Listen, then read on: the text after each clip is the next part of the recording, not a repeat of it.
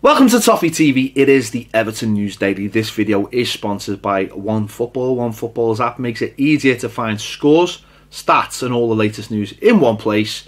To download the OneFootball app, click the link in the description. Yeah. The day after the night before, Everton obviously getting beat 2-0 by Manchester City. Another set-piece goal. The debate will rage on about zonal marking, man marking. The manager doesn't want to talk about it. He's seen him in an interview last night, gets rather angry. He doesn't want to talk about it because he feels like it fuels more of the debate. Well, surely this debate needs to be fueled. But anyway, Tom Davies says it's not good enough, the captain for last night. Sylvain Distin, very popular man after his time at Everton, very popular defender amongst the fans and the players, has had his say today. He said the line is too high. He feels that it makes defenders uncomfortable. That space between the defenders and the goalkeeper. And he's got a point, because if you look at the last two goals we've conceded, certainly the one on Saturday, he said the gap is too big, therefore the defenders are having to run backwards into that space. It's too far for the goalkeeper to come out. And maybe he's quite, what he's saying is that maybe that gap needs to be made smaller. Maybe just to allow Jordan Pickford to come off his line. If Everton defend deeper, maybe Jordan Pickford can then come off the line and deal with the set piece. Maybe that's what he's saying, rather than and take it off the defender's toes. Maybe if Everton can't deal with it as a defence, then maybe they start defending deeper and Jordan Pickford comes and deal with it. Obviously, listen, that causes its own problems as well. If the defence are too deep, then the opposition will throw a real deep ball into the back line, and then it's harder for Everton to get the ball away. So that's not a perfect scenario. On zonal marking, he said that it works great, but you have to be aggressive. He said he used both, but you have to have players, and this is what it depends on, players who are aggressive, who will deal with that ball in the air, not worry about who they're marking. And that seems to be Everton's biggest problem last night. Biggest problem at the moment, and we've seen it last night. No one attacking the ball.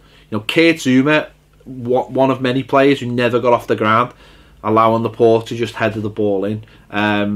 It's one of the major problems at Everton. Well, it is the major problem at Everton at the moment, because if we can't keep clean sheets and opposition know that's a weakness, they're gonna target more and more and more, and we're gonna get worse and worse and worse. So it's something that it needs to be dealt with. Maybe the manager needs to seek some kind of help from an outside source. The way Liverpool had a throwing coach, can't we have a set piece coach who'll come in and help us out? It needs to be sorted, because it's just a major problem at the moment. You can work as hard as you want, like we did last night, but if you throw away a goal through a set piece, then what's the point? You can work as hard as you want, but if you're shipping goals, what is the point? I just thrown this story in because I just seen it today. Really annoyed me, and I think this has really annoyed a lot of people. Fake stories going around, certainly the internet, regarding last night. Websites, Twitter accounts putting out a picture that was taken in November of Everton fans celebrating, using that to say that we celebrated Man City's goals last night. Even the Mail online used it as a headline: Everton fans celebrate City win. Like that really happened. Like Everton fans weren't moaning at the referee. Like Everton fans weren't moaning that we conceded another goal. I just think it's a disgrace. Robbie Fowler said he was at the game last night, tweeted the Mail and said that didn't happen. Yet you can still go on their account and that tweet is still there. All these stupid, funny football accounts are using it as well, for likes and retweets, and it just shows you how something that is clearly not true. The truth is in the picture. Everton don't flash goal on the scoreboard when the opposition score. You can see people with white socks celebrating in it. The light isn't even right for the game, but yeah, people will use it, and it's absolute fart. Then it spreads, doesn't it? It spreads and gets worse and worse. It's just nonsense. And what really annoys me is that Everton give access to some of these people to the club to write stories when at the same time they're making up lies about us.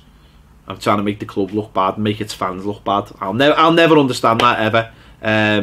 Yeah. So fair play to Robbie Fowler for coming out and saying it didn't happen. Simple as that.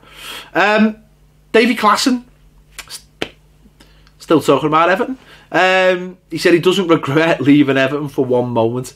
He's played every game for Werder Bremen. He has played 85 minutes at least in every game bar 2. And he said the reason why is he plays, number one, he plays every game, but he also says he feels appreciated at his new club after a hellish time at Everton. So fair play, listen, fair play to the lad. He's playing football. He's not any worse off. We seem to be just where we are anyway, so fair play to the lad. He's playing football, getting games. Good luck to him. He said he's hopefully going to try and get back in the Holland squad, but he hasn't spoke to Ronald Koeman yet, which is there's an irony there, isn't it? Because he's the man who brought him in at the club. Troy Deeney has had his say regarding the game on Saturday. Obviously, he's facing his old manager, and he said, "Don't boo him, don't taunt him, don't do anything." He said because it will only motivate Everton. And he said the same about Richarlison. He said, don't get on his back, don't boo him. He said he's got no problem with him. He left to go to another club. It happens. He said, so don't be having a go at him because it'll just motivate him. He said, just leave it to us and let us, and these are his words, let us kick the shit out of them. He was speaking at a fans event. Yeah, he said, leave it to us, let us kick the shit out of them. So if I was Marco Silva, the first thing I would say at the press conference tomorrow is that man, that player, Troy Deeney, said he's going to kick the shit out of us. So I hope all the refs are listening. Hope the FA are listening. And on the day, Saturday, I'd tell all the players, Troy Deeney goes near you, take a foul. Take a foul. Say to the referee, this is what he said. Simple as that. Use it in our favour. Put it on the wall. Whatever. Use it in our favour if he wants to say stuff like that. Yeah, we'll see. We'll see what happens. See what happens with them. Finally, and this is for the whole of the Premier League, the £30 away ticket scheme is going to stay in place for at least another 3 years. The clubs were debating whether they were going to keep it in. And they have. I honestly feel like it was a bit of a misdirection, this. I think they've probably said, are we going to keep it in? So that no one tried to force them down to £20, which really is what should be. That extra money for the clubs is nothing. Absolutely nothing in the grand scheme of things. But obviously for football fans, it is a lot. Because obviously you've got your ticket and your travel and your whole day out to pay for. So £20, say it was an extra £20 knocked off it for a fan, or an extra £10 knocked off on a fan, would be nothing for football clubs, but it'd be a lot for the fans. So, but glad they kept it going. Glad it's going to be around for another 3 years. Now again, as I say, maybe they should start speaking to rail companies and governments and the TV companies to make it easier for fans to get to games, cheaper for fans, and more convenient for kick-off times. Like not having Everton travelling down to Southampton for 1:45 kickoffs, or Newcastle not coming to Goodison, or Everton not going up to Newcastle on Wednesday nights for 8 o'clock kickoffs. Things like that should be addressed now as we go forward. Anyway, let me know your thoughts in the comments on anything we spoke about on the Everton News Daily. Make sure to check out the final word from the City game, the Watford preview, and any other videos that we've got on YouTube or on Patreon, which there are loads of on Patreon. Thanks for watching. I'll see you later.